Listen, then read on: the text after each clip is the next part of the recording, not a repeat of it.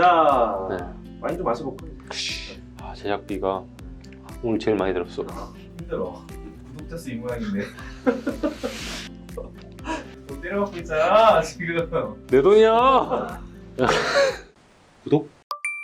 3개의 와인이 준비가 돼 있어요. 3개의 와인에 대해서 설명도 좀 해드리고 포인트에 대해서 설명드리도록 하겠습니다. 첫 번째 와인이 아직 어리긴 한데 맡았을 때 무슨 향이 가장 먼저 4D 같으세요? 베리류 베리. 그렇지.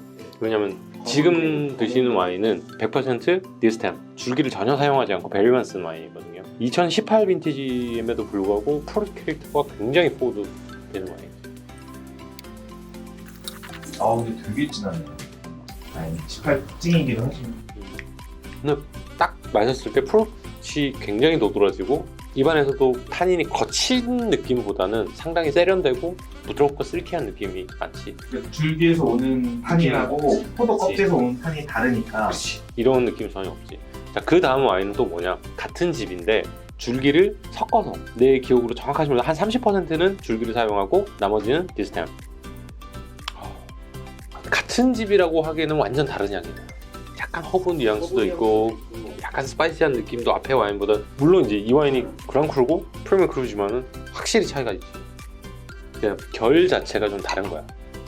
재밌는 게 한 생산자가 만든 와인이지만은 이 와인은 디스템, 이 와인에는 홀클러스터를 섞어서 만든. 그리고 심지어는 이 생산자는 100% 홀클러스터도 만들어요. 본노만의 샹페드리라고 해서 빌라주하고 그 다음에 프리미엄 크루 레슈쇼는 또 100% 홀클러스터로 만들었고. 왜 그렇게 한 건데? 그 이제 밭의 특징이고 본인이 추구하는 캐릭터하고 관련이 있는 거지. 내가 이런 맛과 향을 유도를 하려면은 줄기를 어느 정도 섞어야겠다라고 예상을 해가지고 때려 넣는 거죠. 확실히 앞에 와인에 느껴지는 이런 피니쉬에서 느껴지는 타닌이나 이런 맛하고는 결이 좀 다르지 않나 싶어요. 자, 마지막 와인. 이런 줄기에서 오는 느낌이 딱 향을 맡았을 때 약간 향신료야. 그걸 이제 오리엔탈 스파이스라고 합니다. 무식하게 루루아 삘이다 하지 말고 이거는 6일. 좋아요? 아, 이 와인은 홀클러스터를 좀 많이 썬 거 같구나. 얼마나 멋져. 요즘 트렌드가 좀 풀클러스터를 많이 쓰는 그치. 게 트렌드잖아요.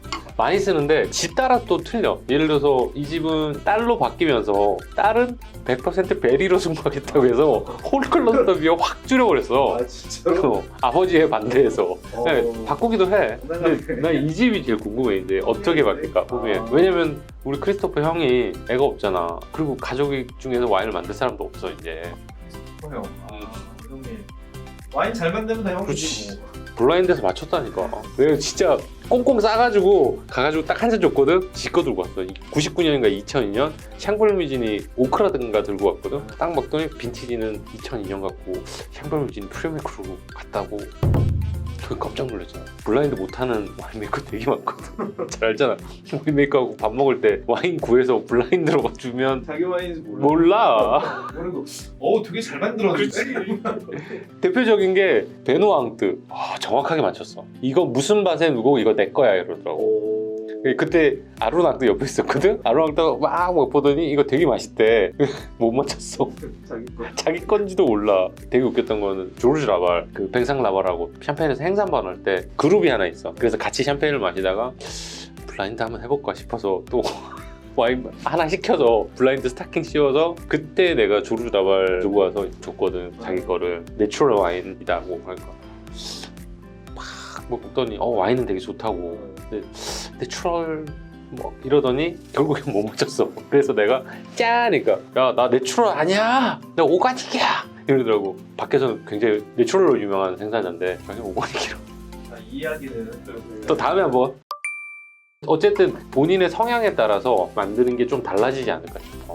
비주얼 얼마나 좋아. 지금 줄기 100% 쓰는데도 이렇게 하늘하늘하고. 아톰님은 줄기 많이 쓰는 거 좋아하죠? 잘 만드는 거를 좋아하지. 근데 기본적으로 줄기 쓰는 와인을 좋아해요. 예를 들어서 제 미국 와인 중에 좋아하는 게 뭐가 있나요?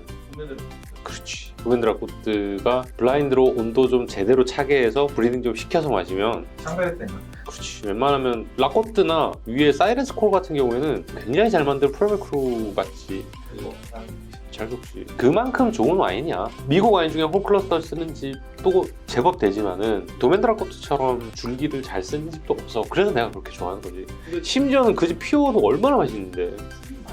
엄청 와인이 단단해질 수도 있잖아. 난 그런 집은 안 먹지. 그런 집이 누가 있을까? 그게 참 표현하기가 애매한데 장기 숙성형이라고 표현하는 거 어떻게? 그러니까 장기 숙성형, 그러니까 보통 줄기를 쓰는 집들은 초창기에 접근성이 좀 떨어지기는 해. 확실히 두텁고 강하니까. 근데 이제 테크닉으로 좀 보가지. 며칠 전에 우리 이거 두작 2018 먹었는데 얼마나 맛있어. 사실 2017도 되게 스트롱해서 2016은 진짜 너무 진했거든. 그래서 2018 와, 걱정을 되게 많이 했었단 말이야. 근데 지난주 목요일날 처음 먹었잖아요. 목요일날 딱 오, 그래서 너무 맛있는 거지. 우리가 왜 마실만하지? 그랑크리가 왜 마실만하지? 막 이랬거든. 우리가 아예 안 익은 줄 알았는데. 그치. 근데 접근성이 생각보다 좋아하는 거죠. 사실 테크닉이 어떻게 만드느냐에 따라서 잘 만드는 거지. 줄기를 쓰고 안 쓰고는 자기 개인 취향이지만은 그거 따라서 좀 달라지지 않나 싶어요. 좋아요?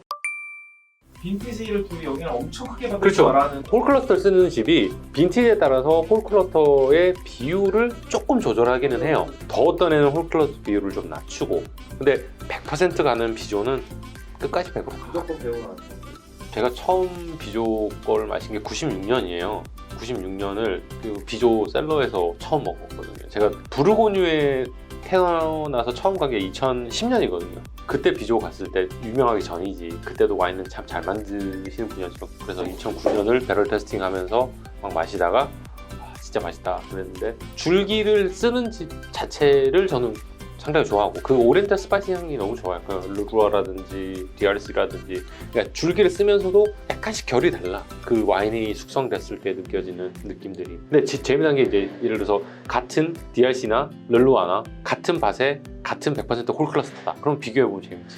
르루아의 로마네 생비방과 DRC의 로마네 생비방 같은 빈티 딱 놓고 블라인드를 먹어보면 진짜 재밌지. 예를 들어서 탑 생산자들이 만드는 몇 개의 와인들은 같이 놓고 테스팅하면 되게 재밌어요. 근데 그런 거를 테스팅할 때도 시음 적기에 초입부나 정점에 접어들었을 때가 사실은 가장 평가하기 좋은 거지. 후메 같은 거는 너무 처음에는 스트롱하고 아로마우스 똑같거든. 처음에는 잘 안 보여. 안 보여주지. 그러니까 그렇게 강하게 만드는 생산자들은 좀 기다려야 되는 거고. 반대로 지금 비조 2017 17이에요. 얼마나 하늘하늘하고 좋아. 결론을 내린다면 100% 줄기를 쓰는 집이 잘 만드는 것도 아니고 섞어서 쓰는 집이 말고 안 쓰는 집이 잘 만드는 건 아니에요. 본인만의 스타일이 있는 거고 본인이 추구하는 때로를 표현하기에 노력을 하는 거지. 근데 그게 시음 적기에 정점에 접어들면 다 맛있을 수 있다. 초기에 너무 평가하지 말자. 근데 줄기 쓰는 와인들이 나는 좋아한다. 그리고 그 르루아삘이라고 하지 말고 오리엔탈 스파이시가 이런 느낌이 홀클러스터에서 나오는 향이다. 그래서 이번에는 홀클러스터도 상당히 비율이 높을 것 같다. 그렇게 말해야지. 이 르루아삘 나는데 그러지 말자. 오늘은 여기까지. 알겠습니다. 감사합니다. 고생하셨습니다. 야, 앞에 어마어마한 와인들이 있는데 볼까요? 이제 페트루스대에서 오늘 소개를 좀 해드릴까 해요. 지난번 영상에서 보르도 사시하려고 하셨던 것 같은데. 페트루스가 비싸게 된 지가 얼마 안 됐어요, 사실. 페트루스를 가장 저렴하게 구입하는 방법이 뭘까요?